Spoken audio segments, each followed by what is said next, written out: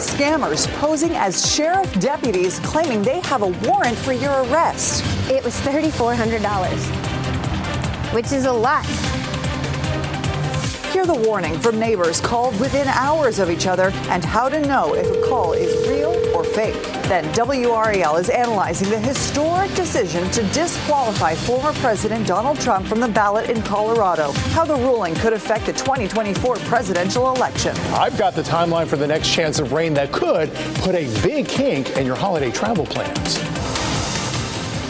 Let's start with this warning for you tonight about a scam that's fooling people in our area to send thousands of dollars to people posing as sheriff's deputies. Thanks for joining us. I'm Dan Haggerty. And I'm Ashley Rowe. Chatham, Durham, Lee, Wayne, and Edgecombe counties have all put out an alert about this. Investigators say the scammers demand money, claiming you'll be arrested for missing a court date or jury duty. It's all bogus. None of it's real, but the Chatham County Sheriff's Office tells us at least 4 people have fallen for this so far, one of them sharing their story with WRAL's Matt Tallhelm.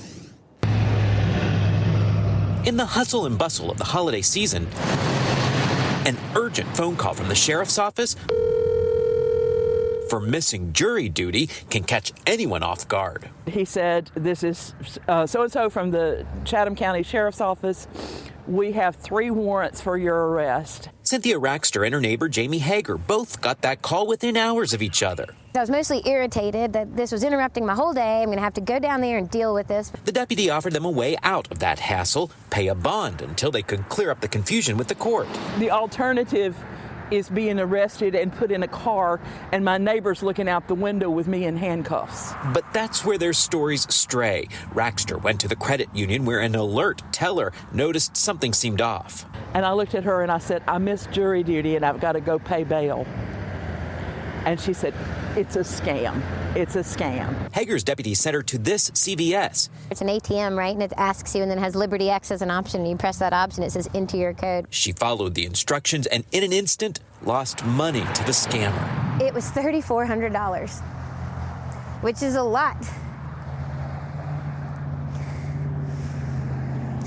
And it mostly just makes me really angry because, you know, you work really hard for your money. It's not one person sitting in a room doing this. It's organized crime that's doing this. Chatham County Sheriff Mike Robertson says these scammers are skilled at manipulating and isolating their victims. They want to get you in an emotional state to make a quick decision and then close down the avenues you have to question what they're saying. That's why these neighbors are sharing their experience as a warning to others this holiday season. They know you're busy.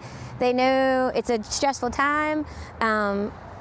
It's a good enough plausible story to be really believable, and you're just trying to take care of things. Sheriff Robertson says it's nearly impossible to track down these scammers because they can actually spoof the real sheriff's office number. Here's what happens when you dial that deputy who called the neighbors. We're sorry. You have reached a number that has been disconnected or is no longer in service. The number disconnected. Matt Tallhelm, WRAL News, Chatham County. It just makes you, it's infuriating what people will do. Sheriff's office, they say they'll never call you or demand payment to avoid being arrested. That's never going to happen. Sheriff Robinson in Chatham County encourages people to report these calls so they can keep up with the changing tactics that these scammers use and share those with the community. Right now in the Live Center, Dan, the mayor pro tem out in the Durham area, Mark Anthony Middleton, saying he is concerned crime will go up because of this right here. Remember that vote 4-2 not to extend the ShotSpotter contract out there? Well, about 2 hours ago, those devices have gone silent. They're still in place, but they're no longer communicating with the police department.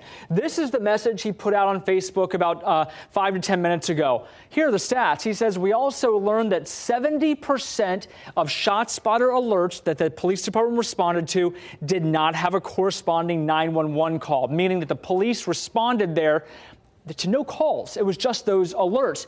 He goes on to say, now it's up to the residents in Durham to keep themselves safe by picking up the phone if they hear anything at all that sounds like a gunshot. Take a listen. I'm calling on all residents in our city tonight to become what I call a shot caller. Call 911 no matter what. It may save someone's life. More with him later this evening on Fox 50 at 10 and WRAL 11. He goes on to tell me in that Zoom we just recorded a few minutes ago, he is concerned more people will lose their lives with this device now offline, and hoping that in a couple of months when more studies come back that they will be brought back on. Back to you. All right, Mark, thank you. New numbers now from the state health department showing more people getting sick from flu, RSV, and COVID. The pink line that you see on this graph here, those are the COVID cases. You can see the numbers are high. They are lower than this time last year, but they are high. Flu cases are the ones in yellow. That number has gone up over the past few weeks. They are 3 times higher than this time last year.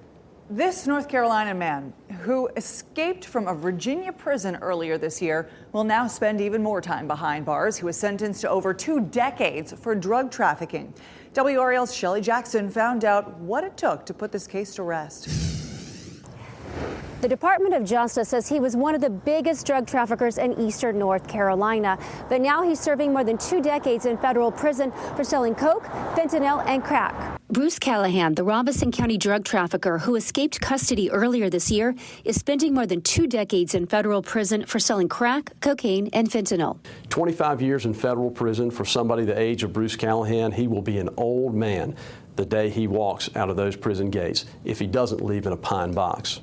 Easley says Callahan built a drug enterprise in Robeson County using Mexican and Honduran contacts he made while serving an earlier sentence in federal prison. And he boasted that he had access to dozens and dozens of kilos of narcotics through suppliers in Honduras and Mexico at any given time. The Robeson County Sheriff's Office and the ATF had launched an investigation into Callahan in 2021 with undercover agents buying crack and cocaine from Callahan's home. The 45-year-old was arrested in September 2021 during a traffic stop. Investigators found 2 kilos of fentanyl in the back seat of the vehicle and cocaine and a gun at his home. Callahan was in custody on charges related to that when he escaped from Piedmont Regional Jail in Virginia last May. He was sentenced to 20 months in custody with 3 years probation for that escape. This is the 4th 25-year sentence recently dealt to drug traffickers in North Carolina. We want to make the message clear that we are absolutely leaning into prosecuting those who are trafficking fentanyl into our communities, and we hope that this 25-year sentence for Bruce Callahan sends a strong message. And that other inmate who escaped, Alderman Sotelo, is in Mexico where he was arrested. Sotelo and his brother were charged in the murder of a Wake County deputy last year. Shelley Jackson, WRAL News, Raleigh. An Orange County deputy will not face charges for shooting a man while serving a warrant. An SBI investigation found that Derek Williams tried to shoot at Deputy Brandon Kern during the August incident, but the gun malfunctioned. The report said Deputy Kern shot Williams as he ran toward other deputies with the gun. The district attorney said the deputy was justified in his actions. Williams survived the shooting with a collapsed lung. Let's take a look outside. Beach Mountain. I love skiing at night. It's always fun, kind of a different atmosphere. Not nearly as many people out on the slopes. It's a good time. These folks are bundled up, as you would be if you were skiing right now.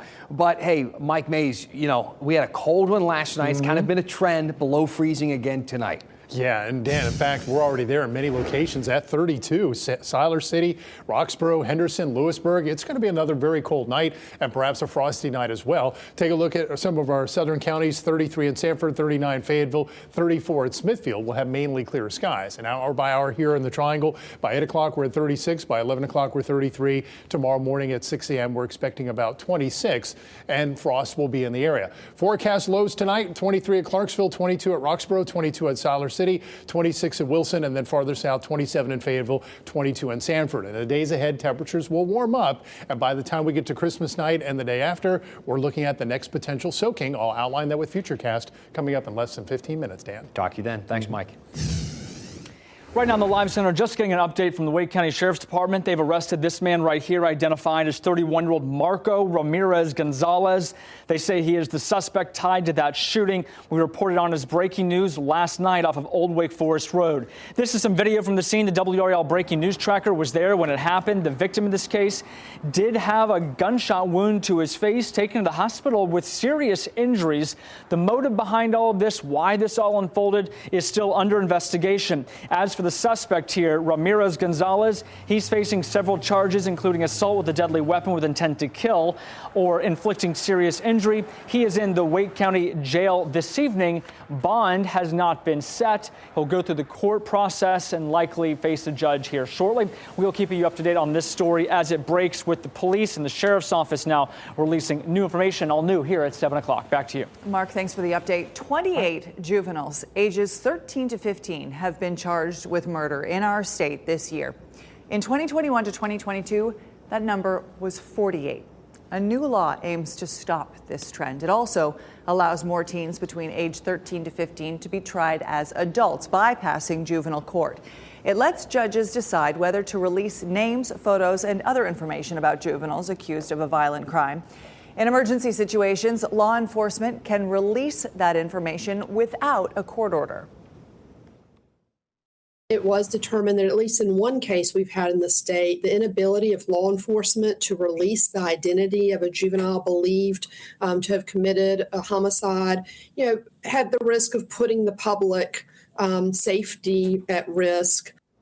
The new law also mandates all juveniles charged with felonies receive a mental health assessment and, if necessary, be provided a care team to work with. Maybe one of the biggest stories, in a long time. Colorado's top court says former President Trump shouldn't be on the ballot. Colorado, one of a handful of states where people brought these challenges, including North Carolina. Up next, a UNC Chapel Hill professor and one of the top constitutional scholars in this country gives his view of the decision. Plus, more forever chemicals found in the Cape Fear River, the new method researchers used, and where on the river they found it.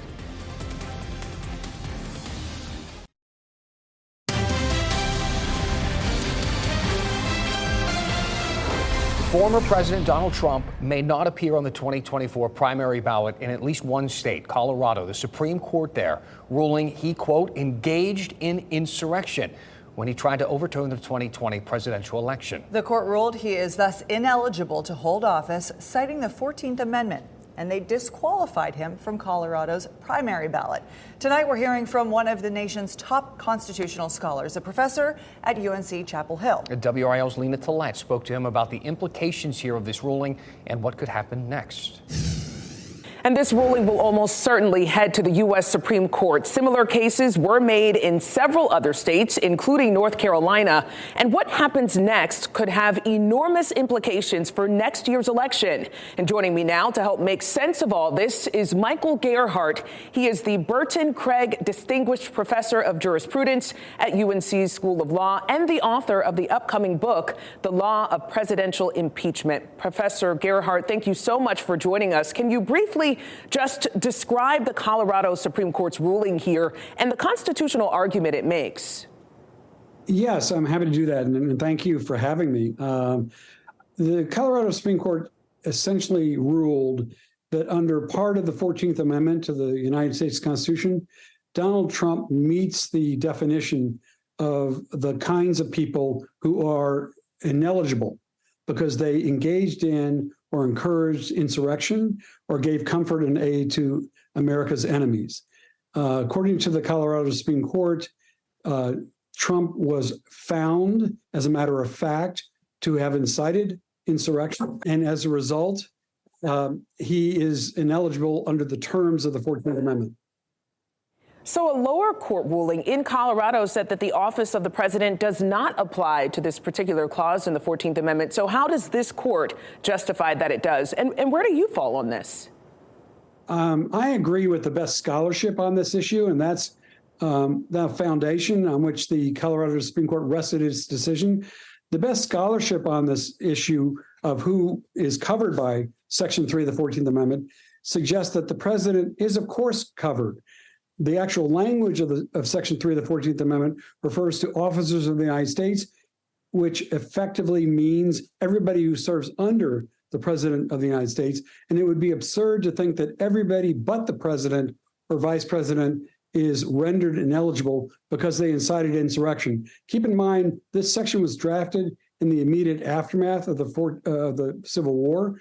And if the president were not covered, that would have meant that Jefferson Davis would have been eligible to run for the presidency of the United States and even win it and occupy that office. And I think that's an absurd consideration given the agenda of the people who drafted the 14th Amendment.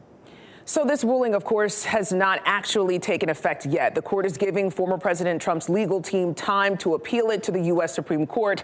And the high court, of course, has a 6-3 conservative to liberal split. But this argument by Colorado's Supreme Court is an originalist reading of the Constitution, something that I would think conservative justices may ideologically fall in line more with. So where do you see the justices falling on this? I think that's a really important point. I think this is going to be a challenge for the Supreme Court because the justices, as you've just said, make a lot of sort of pronouncements about how we all ought to follow, and particularly how they ought to follow the original meaning of the Constitution. And the scholars who put together the best research on this are originalists. And they suggest that Trump is covered by the language of that amendment. And it would be ironic for the justices to disregard the plain language and the original meaning of the language in favor of some other kind of research or finding that ignores the language and original meaning. So many Republicans are furious, incensed about this, saying that this should be left up to voters. How do you respond to that? I respond that the Constitution of the United States controls the situation. They may be upset by it, but the language of Section 3, and I encourage your listeners to read it, plainly says that anyone who's sworn an oath to defend the country, to defend the Constitution, but incites or engages in insurrection is ineligible to serve in an office of the United States. And that seems to fit Trump very neatly. Top Republican state lawmakers and our state senator Tom Tillis both said today that they are now looking at legislation that would only allow top federal courts to make ballot decisions like this. What do you make of that? Well, Senator Tillis, I assume, is talking about trying to create federal legislation on this question. And I doubt very seriously he's going to get a majority in the Senate to agree with that. But even if there were such a federal statute, it's probably unconstitutional to exclude state courts from rendering decisions like the Colorado Supreme Court just did. Professor Gerhardt, thank you so much for your insight tonight. It was very helpful. Thanks for having me. A fascinating and informative conversation. Let's get over to meteorologist Mike Mays as we look ahead to the weekend and, of course, that Christmas forecast, Mike. Yeah, we're looking at a warm up as we head into the Christmas holiday and then wet weather post-Christmas. We're looking out there right now, and a lot of folks on the ice rink over at Fenton. Beautiful evening, but it's a cold one. It's falling fast on the thermometer, 38 out at RDU. The dew point is at 20. We have mostly clear skies. With the dry air and the mainly clear sky, temperatures will continue to tank, and by daybreak, we should all be in the 20s. Probably not the widespread teens that we saw this morning in the Sandhills and over toward Chatham County, but it will be close. Right now in Southern Pines, it's 33, 32 at Roxborough, 39 Fayetteville, 33 in Goldsboro. And as we head through the evening, 38 right now, 35 at 9 o'clock. By 11 o'clock, we're down to about 33. Here in the Triangle, we're going to bottom out to about 26 for the low. So we have our eyes on our next two systems. This one here is bringing moisture to the southwest, eventually making its way into the plains tomorrow, but it will fall apart before it gets here Saturday. We're not concerned about this one. This is the one, the big rainmaker, the way it's looking on the American model and especially European model. The European model's pumping out almost 2 inches of rain for us, and we'll watch how this develops through the days because it looks like it's going to be an impactful system across the country. First over the southwest, then the plains Saturday and Sunday, and for us Monday night and Tuesday. Here's Futurecast. We go through time by 7 a.m. Christmas morning. We're looking at cloudy skies here. Christmas Eve likely to be mostly sunny, a high in the 60s, likely to be in the 60s for Christmas Day. Christmas night, as of current timing, this rain moves in. Looks like it could be heavy during the day Tuesday, as you can see here on Futurecast. And this extends all the way up into the Ohio Valley and the upper Midwest. There's rain, there's snow, there's freezing rain. For us, it's just rain this time around. There could be a few isolated thunderstorms. Too early to call for the potential for severe weather. We'll try to iron that out in the days ahead. By 5 o'clock Tuesday, still looking at a pretty healthy rain. Behind this system, overcast skies for Wednesday, mainly some light rain, but you notice the big spin here. It's an upper level low, still influencing our weather, so it may just remain unsettled into Thursday and Friday as well, but the models haven't outlined that just yet. By Thursday, we're looking at rain up in the northeast and still some precipitation through the Ohio Valley, so it could be quite a mess. Our forecast tonight, another hard freeze expected with 25 in South Hill, 24 Southern Pines, 26 at Goldsboro. Tomorrow, partly to maybe mostly cloudy. It's a lot of thick upper level clouds moving in. Our highs deeper into the 50s. We have 50 out at RDU today. It was 49 in Fayetteville, 56 for us here in Raleigh tomorrow, 57 in Fayetteville. Your 7-day forecast, we stay in the 50s for the next 3 days. Winter officially arrives tomorrow, Sunday and Monday, Christmas Eve and Christmas Day, mild with 60s. Last Christmas we had a high of 40 and a low of 18. That's not going to happen this time around. And rain chances going up Monday night, Tuesday, and into Wednesday. It could be quite wet. All right, Mike, thank you. Researchers at UNC Chapel Hill have a new way of looking for PFAS in water. Up next, how they found 11 new forms of the cancer-causing chemicals in the Cape Fear River. Researchers at UNC Chapel Hill have discovered 11 additional types of forever chemicals in the Cape Fear River. 8 of them were discovered for the very first time, previously unknown to the EPA. The researchers still don't know where chemicals came from. They say they took most of the samples near the Chemours Fayetteville Works plant. The new findings again alarmed communities relying on that river for drinking water. Is it harmful to our health, to our family, to our community, to our environment? Who's responsible for contaminating our water with these toxins? What are they doing to correct the problem? Chemours did not answer questions about whether the substances found in the study were used or manufactured at the facility. Well, RDU is anticipating potentially record-breaking passenger traffic through the end of the year. They expect Christmas Eve to be the busiest day. 54,000 passengers will travel through RDU that day alone. Between last Friday through January 2nd, that's kind of the period they're weighing here, they expect 806,000 people to fly through RDU. That is higher than this time during 2019, certainly more than last year. So very, very busy. Yep. Thanks for being with us tonight. Our next newscast is at 10 on Fox 50. Good night. Keep watching WRAL News over the air Channel 34 and Spectrum Channel 1257.